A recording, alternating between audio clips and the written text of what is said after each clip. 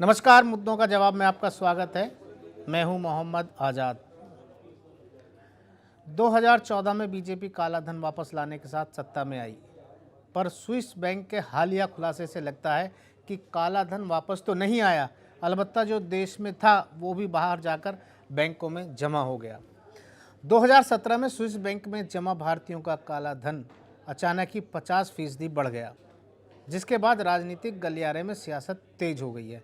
विदेशों में देशी पैसा जमा करवाने की बड़ी ही जटिल प्रक्रिया है, जिसके तहत विदेशों में खाता खुलवाने के लिए पहले सरकार से इजाज़त लेनी पड़ती है और सरकार बड़ी ही गहनता से उसकी जांच पड़ताल के बाद इजाज़त देती है। खाता धारक को उसका ब्यौरा आयकर रिटर्न में भी देना पड़ता है। इसके मुताबिक स्विस बैंकों में जो पैसा बढ़ा है उसकी जानकारी जाहिर है सरकार के पास होनी चाहिए। जब तक जांच नहीं होगी ये पता भी नहीं चलेगा कि उसमें कितना एक नंबर का है और कितना काला धन है। इसका एक पहलू ये भी है कि काले धन का पैसा हवाले के जरिए विदेशी बैंकों में जमा किया जाता है। सब कुछ जानते हुए भी सरकार इस पर रोक नहीं लगा पाई है, क्योंकि हवाला कारोबार अंतर्राष्ट्रीय स्तर पर बहुत ही संगठित तरीके से काम करता है। तो मुद्दों का जवाब में आज बात काले धन के अच्छे दिनों की। नोटें छप रही थी, महंगाई बढ़ रही थी और नोटों के बंडल कहीं छिप जाते थे। मैं भी पीछे लगा हूं, निकालो। तो आज हम जिन सवालों पर चर्चा करेंगे वो हैं, क्या काले धन मामले में फंस गई है सरकार? स्विस बैंक के जारी आंकड़ों पर क्या होगा बीजेपी का अगला कदम? काला धन मामले में जनता को क्या जवाब देगी सरकार और बीजेपी? 2017 में स्विस बैंक में जमा राशि में उछाल की क्या वजह है? क्या भारत छोड़कर गए उद्योगपतियों के खातों की जांच होनी चाहिए? इन सभी सवालों पर हम चर्चा को आगे बढ़ाएंगे, लेकिन उससे पहले आपको एक रिपोर्ट दिखाते हैं। जिस दिन भारतीय जनता पार्टी को मौका मिलेगा, एक एक पाई हिंदुस्तान की वापस लाई जाएगी और हिंदुस्तान के गरीबों के लिए काम लाई जाएगी। ये जनता के पैसे हैं, गरीब के पैसे हैं। ये प्रधानमंत्री नरेंद्र मोदी के बोल हैं, जिसमें उन्होंने वो वादे किए जिन्हें अब हम अगर चुनावी जुमला कहें तो शायद गलत नहीं होगा। दरअसल साल 2014 में बीजेपी की तरफ से वादे तो खूब किए गए। इसमें एक और सबसे बड़ा वादा था भ्रष्टाचार खत्म करने का और भारत के बाहर भेजे गए पैसों को भारत में लाने का। इसी मुद्दे को अपना एजेंडा बनाकर भारतीय जनता पार्टी ने साल 2014 में जमकर प्रचार किया और कांग्रेस को घेरा। खुद प्रधानमंत्री पद के दावेदार नरेंद्र मोदी ने जनता को आश्वासन दिलाया कि बीजेपी की केंद्र में सत्ता आने के बाद विदेशी बैंकों से भारत का पैसा लाया जाएगा और हर भारतीय के खाते में 15-20 लाख रुपए बड़ी आसानी से आ जाएंगे। चलिए एक बार फिर सुन लीजिए वो वादा। ये काला धन वापस आना चाहिए। ये चोर लुटेरों से एक एक रुपया वापस लेना चाहिए। इस रुपयों पर जनता का अधिकार है कि नहीं है? ये रुपया जनता के काम आना चाहिए। अरे एक बार ये जो चोर लुटेरों के पैसे विदेशी बैंकों में जमा है ना, उतने भी हम रुपये ले आए ना, तो भी हिंदुस्तान के एक एक गरीब आदमी को मुफ्त में 15-20 लाख रुपए यूं ही मिल जाए। प्रधानमंत्री जी, चोरी किया पैसा, गरीबों का पैसा, काला धन वापस तो आना चाहिए, लेकिन आया नहीं। या यूं कहें कि जहां से पैसा वापस आना चाहिए था, वहां उल्टा 50% से ज्यादा पैसा अब जमा है। जी हाँ, ये हम नहीं कह रहे, ये खुद स्विट्जरलैंड के सेंट्रल बैंक का कहना है। स्विस बैंक ने जो ताज़ा आंकड़े जारी किए हैं, उसमें बताया गया है कि पिछले एक साल में स्विस बैंक में जमा भारतीयों की पूंजी में करीब 50% की बढ़ोतरी हुई। लेकिन हैरानी की बात यह है कि पिछले 3 साल से ये आंकड़े लगातार घट रहे थे।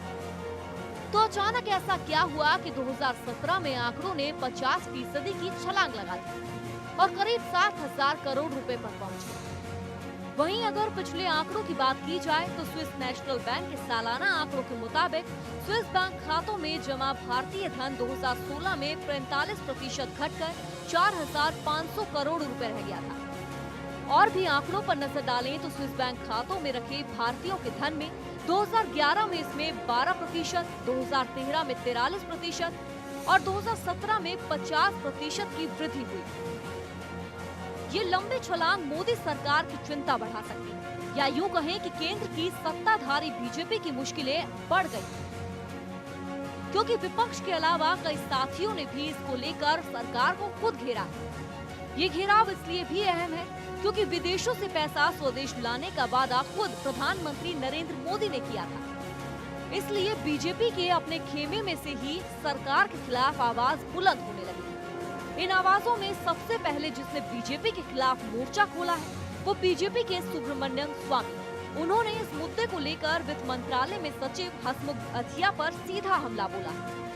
स्वामी ने ट्वीट करते हुए कहा कि वित्त सचिव अधिया के लिए एक बड़ी कामयाबी। एक तरफ पूरी दुनिया का स्विस बैंक में डिपॉजिट सिर्फ 3% बढ़ा है, तो वहीं भारतीयों का 50% बढ़ गया है।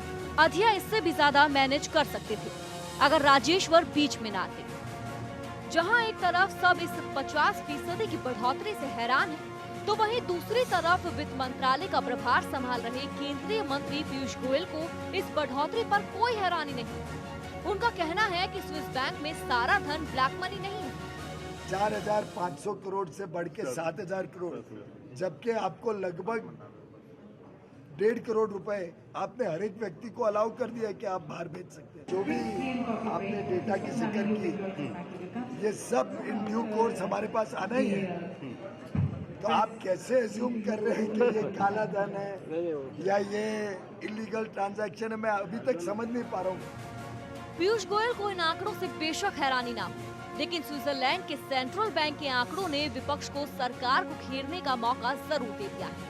पिछले लोकसभा चुनाव में बीजेपी के अहम मुद्दों में मंदिर मुद्दे के अलावा काला धन का मुद्दा था। लोगों को चुनाव प्रचार के दौरान पीएम मोदी ने कई सपने दिखाए, लेकिन उन सपनों का हुआ क्या? वहीं स्विस बैंक के आंकड़ों पर बीजेपी कहीं न कहीं फंसती हुई नजर आने लगी और इसका जवाब देश की जनता को तो देना ही होगा। ब्यूरो रिपोर्ट के साथ प्रिया सिंह, सूर्या समाचार।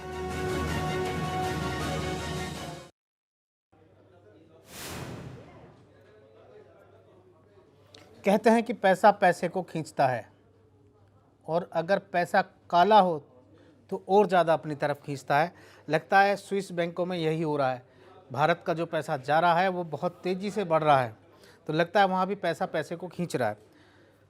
हमारा आज पहला सवाल है, क्या काले धन मामले में फंस गई है सरकार? जिस तरीके से स्विस बैंकों के आंकड़े आए हैं। आर.के. सिंह जी हमारे साथ एक्सपर्ट आर.के. सिंह जी मौजूद हैं, उनके साथ हमारे साथ banking expert R K. Garg ji हैं, कांग्रेस से हमारे साथ अनुज आत्रे हैं, बीजेपी से अनिल गोयल हमारे साथ हैं, और वरिष्ठ पत्रकार आर.के. उपाध्याय आर.बी. उपाध्याय हमारे साथ है। आप सभी का बहुत बहुत शुक्रिया, बहुत बहुत स्वागत है। तो क्या काले धन मामले में फंस गई है सरकार? आर.के. सिंह जी। देखिए, आपका ये सवाल जो है कि सरकार फंस गई है, भाई सरकार पे तो कोई आरोप लग नहीं रहा काले धन का।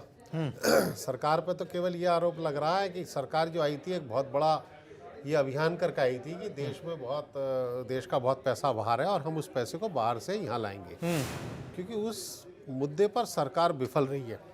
जो आपने अभी डाटा दिखाया कि 50% बढ़ गई है, 4500 करोड़ से जो है ये 7000 करोड़ हो गई है 2016-14 में, और ये 2006 में बनी थी 56%। उसके बाद ये इतना बड़ा राइज पहली बार हुआ है। तो ये शो करता है कि सरकार ने जो कदम काले धन की बीमारी को सोचा तो था, देखा तो था, फील तो किया था, लेकिन सॉल्व करने के लिए जो कदम उठाए वो राइट डायरेक्शन में नहीं थे। उसकी वजह से सरकार काला धन लाने में नाकाम रही और सरकार काला धन के लिए कोई स्पेशल प्रयास भी नहीं कर पाई। 2012 में एक वाइट पेपर पब्लिश हुआ था ब्लैक मनी के ऊपर। उसके बाद सुप्रीम कोर्ट ने भी क्या नाम है एक एसआईटी का गठन किया था, और सबको मालूम है पनामा पेपर लीक में जो है 500 नेम पब्लिश हुए थे। इंडियन एक्सप्रेस ने 100 नाम पब्लिश भी किए थे। उन 100 नामों के बारे में, उन 500 नामों के बारे में बाद में 1195 नाम भी आए। जर्मनी के बैंक ने भी इनको लिस्ट दी। शुरू में 26 अप्रैल 14 में 26 लोगों की लिस्ट जो है सुप्रीम कोर्ट को दी गई। उसके बाद इसी सरकार ने कहा क्योंकि डबल टैक्सेशन एग्रीमेंट होता, हम उन कारणों से नाम डिस्क्लोज नहीं कर सकते, आपको नहीं बता सकते। तो यहाँ सरकार का ये एक बैकफुट पे आना था कि आप जो नाम पता है आप नाम पब्लिक नहीं कर सकते, और जो नाम आप नाम ना बताए पैसा ले लीजिए वापस। पैसा ले लीजिए। इंडियन एक्सप्रेस ने जो नाम भी बताया, आप बताएं जनता को इन 100 नामों पे कितनी कार्रवाई हुई, और जिनके नाम छपे थे बड़े बड़े उद्योगपति और बड़े बड़े लोग थे, उनके खिलाफ या तो उन्हें क्लीन चिट दे दे गवर्नमेंट, कह दे जनता से कि साहब ये 1195 नाम मिले, इनका कोई काला धन नहीं है स्विट्जरलैंड में, ये सब सफेद धन है। एग्रीड, हो सकता है हम माने कि साहब काला धन एक सही बात नहीं थी, था ही नहीं काला धन कुछ। दूसरी चीज, या उन आदमियों के खिलाफ क्या कार्रवाई कर रही है उसकी प्रोग्रेस रिपोर्ट को पब्लिक के सामने पेश करे, वो नहीं हुई। एक मैं और बात कहना चाहूंगा काले धन के बारे में। इंडिया वर्ल्ड की 3rd नंबर पर है रशिया और चाइना के बाद। ध्यान से देखिए कंट्री का नाम क्या है, रशिया और चाइना। उसके बाद ब्लैक मनी के मामले में 3rd है। इलिसिट ट्रेड होता है जिससे one of the factor of the black money, उसमें भारत जो है 8वें स्थान पर है।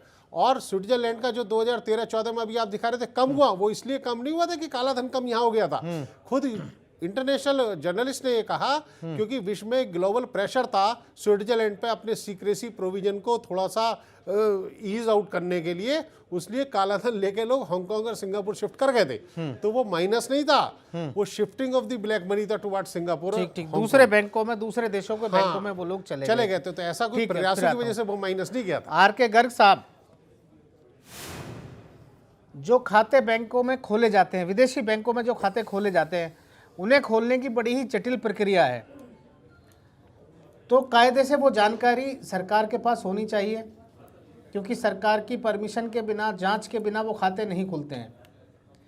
तो अब अगर खाते खुले और पैसा बढ़ा तो सरकार के पास उसकी जानकारी कैसे नहीं है? अभी जो लेटेस्ट स्विट्जरलैंड के स्विस बैंक के साथ जो समझौता हुआ है, उसमें 1 जनवरी 2018 से सारी जानकारी भारत सरकार को दी जाएगी, और वहां का बैंक भी बिना केवाईसी के 1 जनवरी 2018 के बाद कोई खाते नहीं खोल रहा है। तो ये तो अभी हमने जो इंटरव्यू देखा पीयूष गोयल जी का, उसमें भी उन्होंने कहा है कि जनवरी 1, 2018 से 31 दिसंबर 2018 तक के सारे नाम हम लोगों के पास आएंगे, और तब हमको पता चलेगा कि ये धन किसका है। क्योंकि बाहर भी जो अकाउंट खुल रहे हैं वो भी बिना केवाईसी के अब नहीं खुल रहे हैं, लेकिन वो केवाईसी, वो नाम, ये भारत सरकार को तब तक उजागर नहीं करते जब तक भारत सरकार किसी भी व्यक्ति के खिलाफ ये प्रूव नहीं कर दे कि भाई इन्होंने कुछ काला धन पैदा किया है या कोई गलत काम किया है, कोई स्मगलिंग की है, कुछ ऐसा किया है। जब तक इस तरह का कोई सबूत भारत सरकार स्विट्जरलैंड की सरकार को नहीं देगी, स्विट्जरलैंड के बैंक को नहीं देगी, स्विट्जरलैंड का बैंक उन नामों को हमें नहीं बताएगा। तो फिर जो आज वित्त मंत्री दावा कर रहे हैं, तो क्या वो हमें पता नहीं चलेगा?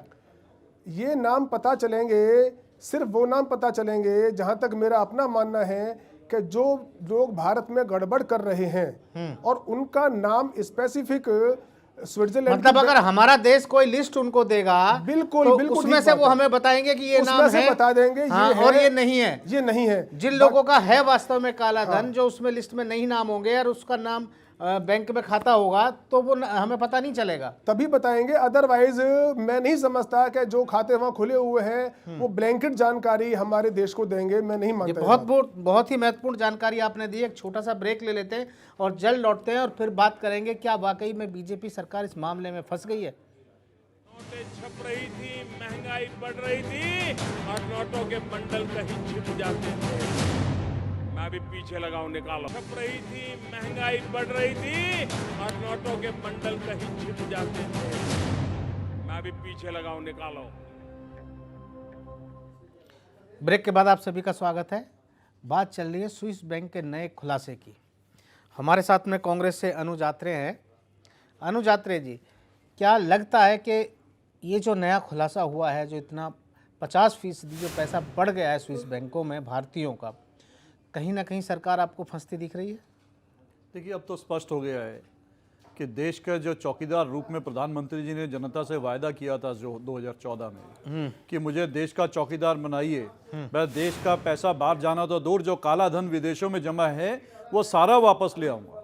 अब ये साबित हो गया, सरकारी आंकड़े बता रहे हैं, स्विस बैंक ने अपना क्लियर कर दिया है कि 50% जो है काला धन 1000 जो है पिछले साल 2017 में बढ़ गया है। अब तो बता दीजिए चौकीदार साहब, आप स्वीकार कर लीजिए कि आप फेल्ड चौकीदार हैं। आपने सूचनाएं देश की लीक कर दी, लीक चौकीदार तो आप साबित हो ही गए थे, अब फेल्ड चौकीदार भी हो गए हैं। आपकी नीतियों की वजह से देशवासियों को इतना नुकसान उठाना पड़ा है। आप काला धन विदेशों से लाने की तो दूर, इस देश का जो पैसा, जो देशवासियों का जो अपनी मेहनत की कमाई का पैसा था, आपने वो भी उन लोगों से छीन करके नोटबंदी में जो है बैंकों में जमा करवा दिया।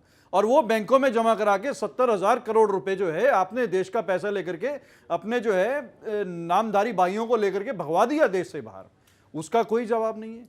बैंकों में आज बैंकों की लोग, देश की जनता को बैंकों पे से भी विश्वास उठ गया है। आज़ादी के बाद से पहली बार इस सरकार में ऐसा माहौल बना है कि लोगों को बैंकों में पैसा जमा कराते हुए डर लग रहा है कि ये ना हो कल को नीरव मोदी जैसा कोई दोबारा पैदा ना हो और जो पैसा लेकर के हमारा भाग जाए। आज ये हालात देश में हो गए। देश में आर्थिक इमरजेंसी का दौर चल रहा है, सरकार हर मोर्चे पर विफल है। हमारी जीडीपी लगातार नीचे घट रही है। चलिए, देश की ठीक है। जो है जो अर्थव्यवस्था डाउन अनिल हो रही गोयल है, जी, महंगाई। ठीक है, फिर आता हूं आपके पास। अनिल गोयल जी, स्विस बैंक के जारी आंकड़ों पर अब सरकार का क्या कदम होगा या बीजेपी का क्या कदम होगा? नहीं, देखो, अगर भाजपा सरकार की बात है तो सरकार तो पूरी तरीके से बैंकों से काला धन विदेशों से वापस आए उस पर लगी हुई है। और आप ये भी बात लगी हुई का परिणाम सामने दे दिया है अभी स्विस बैंकों ने। कितना लगी हुई है उसी का परिणाम है वो। पूरी तो सुन लें। और ये बात भी आपने देखा होगा कि पिछले 3 साल से लगातार गिरावट आई थी और बहुत न्यूनतम गिरावट तक पर भी हम पहुंच गए थे। ठीक है कि इस बार जो है वो 50% बढ़ा है और वो निश्चित तौर पर कैसा है, किस तरीके से जांच का विषय है और इस जांच पर जो भी दोषी होगा उसको सजा मिलनी चाहिए और सरकार इसके प्रति कटिबद्ध है। मैं तो सिर्फ एक बात पूछना चाहता हूँ, 2004 में 56% का इजाफा हुआ था, उसके बारे में मेरे कांग्रेसी भाई क्या कहेंगे? ये बड़ी अजीब मेरा बात है। नहीं, आप सर, लोग सर, पहले- कांग्रेस हो सर, या आप पहले मेरी बीजेपी, सुने तो। ये आम सर, आदमी मैं- को उलझाने के लिए आप नहीं, लोग पिछले आंकड़े गिनाने नहीं, लगते हैं। मैं पिछले आंकड़े यानी नहीं, इन्होंने सर- घोटाला करा तो आप भी करेंगे, सर, मैं- इन्होंने गलत धन जमा कराया था, काला धन तो आप भी जमा कराएंगे। आजाद जी 2016 में 45% गिरी है, क्या इसका श्रेय हमें देंगे? इन्होंने गलतियां की नहीं, थी, इन्होंने इसीलिए नहीं, सर, बीजेपी की सरकार इस मैं बार वही चुनी कह गई। रहा हूँ कि 2016 में 45% गिरी है, जो कि सबसे बड़ी गिरावट थी। तो क्या उसका श्रेय हमें देंगे? आज मैं निश्चित कहूंगा तौर पे अगर ये आपको बढ़िए श्रेय मिलेगा। सर गोयल पहले साहब, सुन आपको ले, श्रेय मिलेगा अत्रे जी, क्योंकि अत्रे जी, सुन लें। 2016 के अत्रे जी, नवंबर और अत्रे जी, दिसंबर में आपने जो अत्रे नोटबंदी जी, से सुन पैसा लें, जमा सुन लें। कराया और देश का अत्रे काला जी, धन 2017 में आपने स्विस बैंक ने अत्रे जमा जी, करा पहले दिया। ये किसका साफ है, तौर पर उससे रिलेट हो किसका रही है। है, आप स्वीकार कीजिए कि किसका ये भी है, आपकी उपलब्धि किसका है, कि कैसा आपने है? काला धन ना, स्विस ना, बैंक में जमा कराने में जो किसका खुली छूट दी। नहीं, अत्रे जी, ठीक मेरी है बात अनिल सुनो। अत्रे, ठीक है। किसका है, कैसा है, ये जांच का विषय है। और मैं ये बात पूछना चाहता हूं, अभी इन्होंने कहा कि लोन लेकर भगा दिया लोगों को। लोन दिया किसने? गलत आदमी को लोन दे रहे हो आप। आज जब लोन की वसूली होनी शुरू हो गई है, जब सरकार सख्त हो गई है, तो निश्चित तौर पर जो बड़े उद्योगपति हैं या तो अपनी प्रॉपर्टी बेच रहे हैं, बैंकों को पैसा वापस देने के वायदे कर रहे हैं। ये सिर्फ हमारी सख्त नीतियों का परिणाम है। कितने बड़े उद्योगपति हैं आप बताइए मुझे, 4 नाम नहीं, बता आप दीजिए। एक बात हम मान कितने लें बड़े जो- उद्योगपतियों से मुझे- अभी तक वसूली की गई है? नहीं, सिर्फ छोटे लोगों से वसूली की मैं जा रही है, कह चाहे रहा हूं वो कि किसान हो, आप- मजदूर हो या फिर छोटे इंडस्ट्रियलिस्ट हो।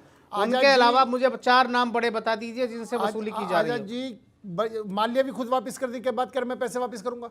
आज नहीं, कि आप- सुन लो, आपने आप वसूली प्रेशर कर है ली, नहीं। आपने वसूली करने नहीं, की बात की है। मैं कह रहा हूँ प्रेशर है। और वो लोग जो बड़ी जिंदल स्टील है वो अपनी बेचने की तैयारी में कर रहे हैं। मेरा कहने मतलब ये हमारा दबाव है। हमारे दबाव की वजह से ये सरकारें, ये जो लोग हैं जो पैसा लेके गए हैं, उनको वापस करने पर मजबूर होना पड़ रहा है। और ये अच्छे कामों की तारीफ करना तो शुरू करो। आपने तो, मैं तो एक बात और पूछना चाहता हूँ जी, ये ए राजा के जो 7800 करोड़ रुपया था, जो हर्षद मेहता के थे, जो केतन पारिक के थे, इनके बारे में क्या कहेंगे? लालू प्रसाद यादव के साथ आप गठबंधन कर रहे हैं, 28,900 करोड़ रुपए, इसके बारे में क्या कहेंगे? कलमाड़ी के बारे में क्या कहेंगे? ये करुणानिधि के बारे में क्या कहेंगे? शरद पवार के बारे में क्या कहेंगे? इन सबका जो इतना काला धन पैसा जो बाइक लिस्ट आई हुई है, इसके बारे में कांग्रेस क्या कहेगी? ठीक क्या है, ये बोलिए नंबर का अनुज पैसा अत्रे, है? जवाब दे दीजिए। देखिए पहले तो गोयल साहब ये बता दें कि सरकार इस समय कांग्रेस चला रही है या भारतीय जनता अरे पार्टी मैं कर पैसा रही जो है? आप पहले लोगों आप का ये जमा तय करके बताइए कि सरकार जो आप अभी भी लोगों का हमें पैसा विपक्ष जमा- में आपकी रहते सरकार हुए अब कार्रवाई क्यों नहीं सरकार करते इन पर? अगर अगर आप आपके कार्रवाई पास करिए ना, है, किसी ने अगर रोका है आपके पास आपको? हम लोगों की जो सूची पैसा जमा है है, और आपको आप मालूम है लोगों कि का जो लोगों पैसा के जमा पास है। काला धन नहीं, है, मुझे ये तो बताओ, आपने 48 नहीं, महीने में सुरेश क्यों नहीं कलमाड़ी कार्रवाई सुरेश की? कलमाड़ी आपने इन का लोगों से पैसा क्यों नहीं 59,000 वसूल करोड़, किया? 59,000 आपने करोड़ रुपए क्यों जो छोड़ जमा, उसके रखा बारे में है? क्या कहेंगे आप? देखिए ये इस समय चिंतन अब क्या जो आपकी वित्त कथनी मंत्री और है, करनी कह रहे हैं, जो सुन है, लीजिए। ये दोगला चेहरा अनिल देश गोयल के जी, जनता सुन के लीजिए। सामने हाँ। नहीं 2500 चलेगा। करोड़ रुपए अगर क्या आपके करेंगे? पास ये सारे आंकड़े हैं तो आपने 48 महीने में क्यों कार्रवाई नहीं नहीं, करके मैं गिरफ्तार कुछ- किया? आप हकीकत जवाब तो दें, ये पैसे है, कैसा है? आजाद हम जी, तो कार्रवाई हकीकत इनकी करेंगे। हकीकत मैं बताता हम हूँ तो भारतीय जनता अत्रय जी, पार्टी हम की कार्रवाई सरकार की करेंगे। चलिए, कि जो मैं आप दोनों के पास फिर आऊंगा। आरबी उपाध्याय वरिष्ठ पत्रकार हमारे साथ हैं। आरबी उपाध्याय जी, आप अपने जिस चिंतन के तरीके 32,000 की करोड़ के बारे में बहस क्या में कहेंगे? ये कि आपका दोनों 32,000 पार्टियां, करोड़ अनिल के गोयल जी चिंतन सुन में लीजिए, अनिल गोयल जी, ये दोनों पार्टियां या ये कहिए किस तरीके से लोगों को उलझाते हैं, इधर उधर की बातों में लगा देते हैं। जो सवाल हम पूछना चाहते हैं, जो जवाब हम जनता को देना चाहते हैं, जनता जो जवाब चाहती है कि हाँ डिबेट में हमें ये जवाब, इन सवालों का जवाब मिलना चाहिए, ये हमेशा इधर से उधर घुमा देते हैं बातों को। क्या ये बताइए कि जो पैसा बाहर गया है, जो जमा हुआ है, उसके लिए कौन जिम्मेदार है, किसको जवाब देना चाहिए, या आरोप प्रत्यारोप में से जनता संतुष्ट हो जाएगी? देखिए, विडंबना यही है कि जब एक जिम्मेदारी की बात आती है तो आप जिम्मेदारी नहीं लेते हैं, दाएं बाएं मुद्दे को भटका देते हैं। जैसे कि अभी हमारे मित्र कह रहे थे भी कलमाड़ी के पास है, उसने भी किया है, कानीमोजी ने किया। अरे सरकार आपकी है, आप उनसे वसूल करिए। आपने तो कहा था हम काला धन का एक एक पैसा लाएंगे, 15-15 लाख रुपए दे देंगे। अब आप देखिए सत्ता में हैं, मेरी ये समझ में नहीं आती, आप अभी भी ये भाषा बोलते हैं जैसे विपक्ष में हो। भाई सत्ता का काम है कि किसी ने, मैंने कोई जुर्म किया है, मैंने घोटाला किया, मुझे पकड़े, मुझे जेल में डाल दे, मेरे से वसूली करे। वो आप कर नहीं रहे हैं। आप कह रहे हैं कि भाई तुमने कर दिया तो हमने भी 50% स्विस बैंक में भेज दिया, तो आप हमारे पीछे क्यों पड़ रहे हैं? हमने तो आपको बोले नहीं थे। यानी ये जस्टिफिकेशन नहीं हुआ। आप कहते हैं हमारे काला धन और भ्रष्टाचार एक दूसरे के पूरक हैं। आप कहते हैं भ्रष्टाचार मुक्त भारत, अरे कहां से भ्रष्टाचार मुक्त? जब 50% अभी धन बढ़ गया स्विस बैंक में, काला धन पहुंच गया, तो भ्रष्टाचार के थ्रू ही तो पहुंचा। तो भ्रष्टाचार कहां से आप कहते हैं कि तो भ्रष्टाचार भी है, काला धन भी है। और देखिए काला धन है किसका? ये बड़े बड़े पूंजीपति, बड़े बड़े राजनेताओं और बड़े बड़े उद्योगपतियों का है। और ये सरकार, इसीलिए देखिए पाकिस्तान में कार्रवाई हो जाती है पनामा पेपर लीक पर, लेकिन विडंबना देखिए कि हिंदुस्तान में जिस काले धन के ऊपर आप सत्ता में आए, आपको पूरा बहुमत मिला, और वहां की सरकार वहां कार्रवाई नहीं करती। वो कहती है नहीं हमारी वो संधि है, डबल टैक्सेशन है। तो देखिए सबसे बड़ी बात यह है कि 4 साल हो गए, 4 साल में 1 रुपया विदेशों से काला धन वापस नहीं आया। और बातें इतनी बड़ी बड़ी, भाई कुछ तो लाके दिखाइए, जनता कहीं तो संतुष्ट करेंगे जनता को। अगर उसने इतना बड़ा आपको मैंडेट देकर सरकार बनवाई है आपकी, तो कहीं तो संतुष्ट करेंगे, कोई तो वादा पूरा करेंगे। कैसे लेके कैसे काला धन वापस आएगा? आजाद जी मैं वही कह रहा था। लेके कैसे आएंगे? वो है तो आपका ही ना। मैं कह रहा हूं बड़े बड़े जो राजनेता हैं, बड़ी बड़ी जो पॉलिटिकल पार्टी, अनिल गोयल जवाब देना चाहते हैं, बताइए उन्हीं का है, कैसे तो लेके कौन आएगा? अरे मेरा पैसा है, मैं ही सिपाही हूं, मैंने ही जमा किया है, क्या मैं लेके आऊंगा? मैं फिर दाएं बाएं भटकाऊंगा कि भाई पहले वो काली मोजी भी कर रहा था, मुझे ब्रेक पर जाना है, भी कर रही थी, मैंने कर दिया तो कौन सा जुर्म कर दिया? यानी आप कहते हैं कि हम भी भ्रष्ट हैं, भी हम भी काला धन पैदा करते हैं, ये कह दीजिए। और बैंकों की साख तो पहले ही दाव पर लग गई। बैंकों में आदमी पैसा जमा नहीं कराना चाहता। मेरे 50,000 रुपए जमा थे और वो गुंडागर्दी थी आपकी, आपने कहा नहीं 1,000 रुपए ले जाइए। अरे क्यों ले जाऊं? मैंने 50,000 जमा किए, मेरे 50,000 दे दो मुझे, मैंने अपनी जरूरत के लिए काम। तो वो ठीक है कहीं ना कहीं। ठीक है, बस जल्दी से अनिल गोयल जी जवाब दे दीजिए, मुझे ब्रेक पर जाना है। देखो मैं एक बात कहना चाहता हूं कि जनवरी 18 के अंदर जो समझौता हुआ है, उस समझौते के तहत जो आपके टीवी के माध्यम से भी दिखाया गया है, इस अंदर सरकार काले धन पर प्रेशर बना रही है और सरकार ने एक समझौता करा है। ये सर कांग्रेस टाइम भी अपने आप बताइए सब समझौते की भाषा बताइए। जो समझौता करा है उस समझौते के अंदर जो भी हम काले धन को बताएंगे, सिद्ध करेंगे इन लोगों का ये काला धन है। पनामा पेपर नाम आगे करेगी। आप टाइम चेक करिए, आप टाइम चेक करिए, कब से कब तक का समय है ये देखिए। मैं ये 2018 का समझौता है और ये वित्त वर्ष का जो समझौता है उसके अंदर जो भी ट्रांजैक्शन होगी, कब से कब तक? 1 जनवरी 18 से 1 जनवरी 18 से समझौता हुआ है। 1 जनवरी 18 से देंगे आप। 1 जनवरी 18 से क्या मतलब है? 17 का पैसा क्या होगा, 16 का पैसा क्या होगा, 15 का पैसा क्या होगा, पाकिस्तान में 17 से पहले क्या होगा? लीक पर आपने चलिए एक ब्रेक ले लेते हैं और ब्रेक के बाद फिर मैं जवाब लूंगा कि आखिर क्यों काला धन वापस नहीं आ रहा है और देश का धन वापस क्यों जा रहा है। छोटा सा ब्रेक। छप रही थी, महंगाई बढ़ रही थी और नोटों के बंडल कहीं छिप जाते थे। मैं भी पीछे लगाऊं, निकालो। नोटें छप रही थी, महंगाई बढ़ रही थी और नोटों के बंडल कहीं छिप जाते थे। मैं भी पीछे लगाऊं, निकालो। ब्रेक के बाद आप सभी का स्वागत है। हम बात कर रहे थे काला धन मामले में जनता को क्या जवाब देगी सरकार और बीजेपी। अनिल गोयल जी, क्या जवाब है अब आपके पास कि भाई काला धन क्यों नहीं आया और देश का धन और ज़्यादा क्यों चला गया? आजाद जी, सरकार काम कर रही है। इसके लिए देखो, अभी स्विस बैंक से इन लोग समझौता हुआ है कि काला धन जो भी जमा कराएगा, अगर उस पर हम सबूत देंगे तो अपने ग्राहकों की जानकारी हमारे साथ साझा करेंगी और वो पूरी तरीके से हमें मदद कर रही है, करेगी और कर रही है। ये जो समझौता, मेरा कहना ये है, एक मिनट, ये जो समझौता लागू हुआ है कब से हुआ है? आजाद जी, मेरी पूरी बात तो सुनिए। जब सरकार आई है, सरकार कहीं ना कहीं अंतर्राष्ट्रीय कानूनों से बंधी हुई है, कहीं ना कहीं देश के कानूनों से बंधी हुई है, और उन सबके फॉर्मेलिटी को पूरे करते हुए वो एक समझौते के तहत तो पहुंची है। क्या हमारी पूर्ववर्ती सरकारें अगर ये समझौता कर लेती तो हम उससे आगे बढ़ते? आज उन्होंने समझौता करके, क्या जनता ये नहीं मानेगी कि 2017 में सारा पैसा जितना था भेज दिया और समझौता आपने जनवरी से 18 से कर लिया? नहीं, देखो, अब आप इसको इस तरह से ले सकते हैं, वो अपनी अपनी सोच है कि हम। दूसरी बात क्या है कि 2017 के अंदर भी वो जो पैसा गया है वो किसका गया है, कैसे गया है, काला धन है, वो तो आपको रिकॉर्ड मिल ही नहीं सकता ना। नहीं, ये सब जांच। आपने जो समझौता किया वो जनवरी 18 से किया है। मैं ये बात कह रहा हूं, जनवरी 18 के बाद का ही तो रिकॉर्ड आपको मिलेगा, उससे पहले तो मिल ही नहीं रहा है। आजाद जी, उससे पहले की जितनी भी जानकारियां हैं उसके हिसाब से जो भी कार्रवाई हो सकती है वो करेंगे। मैं तो ये कह रहा हूं, 4 साल निकल गए, पनामा को 4 साल निकल गए, आज तक कोई कार्रवाई नहीं है कि नहीं। मुझे एक बात बताइए, क्या कार्रवाई हुई? ये सर, ये कार्रवाई हुई ना, स्विट्जरलैंड से जो समझौता हुआ है, ये भी तो कार्रवाई है ना जी।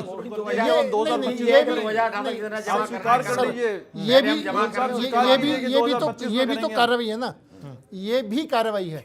आप सरकार जो है, मतलब आपका जनता को आप सीधा जनता को बता दीजिए, हमारे दर्शकों को बता दीजिए कि बीजेपी सरकार का काला धन के मामले में जनता को ये जवाब है। नहीं, बीजेपी सरकार आने के बाद में हजारों करोड़ रुपए काला धन वापस भी आया है। और कहाँ आया? ये तो अजीब जानकारी है। नहीं, ये देखो, मैं खुद ये इसके अंदर रिपोर्ट है कि इसके अंदर आप ये भी कह सकते हैं बढ़ गया एक तरफ। नहीं, तो वापस कहां से आ गया? अरे नहीं, 50% में बढ़ा तो सर ये वापस 17 की बात करें। सर ये 17 की बात करें। मुझे 16 तक में 14 लाख करोड़ रुपया जो नोटबंदी में जमा हुआ, उसे आप कह सकते हैं कि भाई वो जमा हो गया। और लेकिन मैं बता दूं, उसके बाद 18 लाख करोड़ रुपया चलन में है, और मैं समझता हूँ उसमें कितना पैसा स्विस बैंक में जमा हुआ उसको रिकॉर्ड निकालना पड़ेगा आपको। मैं तो ये 2016 में 43% की सबसे बड़ी गिरावट दर्ज करी गई है उपाध्याय जी। उस गिरावट को आपको ध्यान नहीं आ रहा? आपको 2017 की 50% के बढ़ने का ध्यान आ रहा है? कोई अधिकार नहीं है। 4500 करोड़ रुपए, जो 4500 करोड़ आर के सिंह जी, वो आपको ध्यान नहीं आ रहा। आर के सिंह, ट्रांसफर हुआ था आर के सिंह, भारत में वापस नहीं आया। उपाध्याय जी, तो ये भी तो ट्रांसफर हो एक सकता है। प्रूफ दे दीजिए कब हिंदुस्तान वापस आ गया था। ये भी तो ट्रांसफर वापस आ एक एग्जांपल दे दीजिए। ये भी तो अरे बाहर का वापस वो है। वहां नहीं गया, ये भारत में चला गया। नहीं, अरे आप कहीं दूसरी जगह चला गया, मुझे ये हिंदुस्तान में भारत नहीं का आया। ये बता दीजिए। आप बरगलाए नहीं पब्लिक को। ये भी हाँ, आप ट्रांसफर ये कह सकते हैं ये भी कि ट्रांसफर स्विस बैंक में 50% काला धन बढ़ने नहीं, से मेरा देश ये- की साख बढ़ेगी, नहीं, आतंकवाद की कमर टूटेगी। मेरा- आतंकवादी का जो आपने नोटबंदी में कह दिया था वो जरूर जस्टिफाई कर सकते हैं, बाकी ये नहीं कह सकते कि पैसा वापस आए। उपाध्याय जी, मैं तो ये कह सकता हूँ कि जो आई ये भी ट्रांसफर बाहर से आया आ सकता है ना। ये कैसा है, ये जांच का विषय। ये इंडिया से गया, ये कहाँ करें? ये आर के सिंह जी, ठीक है, करेंगे। जब ठीक है, 43% बाहर गया है, आपने जवाब दे दिया। 50% अंदर आया भाई जी। उपाध्याय जी, ठीक है। आर के सिंह जी, मैं ये कह रहा हूँ कि जिस तरीके से आपको याद होगा पिछले साल 7000 उद्योगपतियों ने भारत की नागरिकता छोड़ी। एक खबर आई थी कि 7000 नोटें छप रही थी, महंगाई बढ़ रही थी और नोटों के बंडल कहीं छिप जाते थे। मैं भी पीछे लगाऊं, निकालो। नोटें छप रही थी, महंगाई बढ़ रही थी और नोटों के बंडल कहीं छिप जाते थे। मैं भी पीछे लगाऊं, निकालो। ब्रेक के बाद एक बार फिर आपका स्वागत है। हमारे कांग्रेस प्रवक्ता अनुज आत्रे ने बीजेपी सरकार पर आरोपों की झड़ी लगाई। हमारे साथ अनिल गोयल जी हैं बीजेपी से। अनिल जी, क्या जवाब हैं आपके? नहीं, मैं ये पूछना चाहता हूँ कि ये कभी आपातकाल की बात कहने के बाद क्या आपातकाल लगा नहीं? क्या उस आपातकाल के अंदर लोकतंत्र का गला नहीं घोटा गया? क्या उस आपातकाल के अंदर प्रेस पर पाबंदी नहीं लगाई गई? ठीक है, अगर जो काम हुआ है मुद्दा। उस काम को जनता को बताया जा रहा है तो इसमें गलत क्या है? अब दूसरी बात है, सर्जिकल स्ट्राइक की बात करते हैं, क्या सर्जिकल स्ट्राइक नहीं हुई? ठीक है, क्या वहां पर जाकर अटैक नहीं करा गया? और जो आज भी लगातार हम सबसे अधिक आतंकवादी जो मारे जा रहे हैं, जो पैसा सबसे भारत अधिक- का बाहर जाकर जमा हुआ है स्विस बैंकों में जमा, उस पर रहिए। मैं एक बात और पूछना चाहता हूं सर, 2006 के अंत में भारतीयों द्वारा सभी मदों में स्विस बैंक में 23,000 करोड़ रुपया, जो सबसे रिकॉर्ड उस तरह का था, वो जमा था। उसके बारे में आत्रे जी बताएं ना कि उसके बारे में वो क्या कहना चाहेंगे।